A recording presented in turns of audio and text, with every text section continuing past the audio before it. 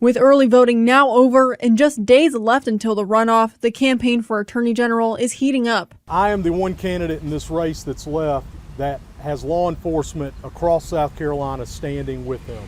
Thursday, 8th Circuit Solicitor David Stumbo stopping in the Midlands for what he calls an Ask a Solicitor tour, inviting reporters to talk about his record and vision for the office. Stumbo has centered his campaign on his experience as a career prosecutor, arguing someone with a background in the courtroom and being endorsed by sheriffs around the state should run the office. Every case matters. That's probably the biggest lesson that I've learned as a prosecutor. I'm going to bring that mindset into the AG's office and make sure that all of our in the trenches law enforcement and prosecutors statewide know that they have an attorney general that's been there. I'd say that his inexperience is really his problem. Stumbo's opponent, State Senator Stephen Goldfinch, is offering voters a different approach. The attorney, lawmaker, and military officer has emphasized his broad legal experience with the Department of War and says the office should be focused on public safety, accountability, and efficient use of resources. I've prosecuted a lot of high-profile national security cases. I know my way around a courtroom.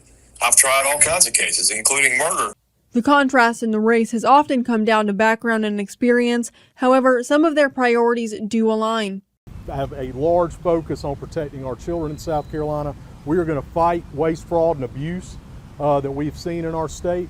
We're going to fight violent crime. We're going to utilize the statewide grand jury to go after drug cartels and gang violence across our state.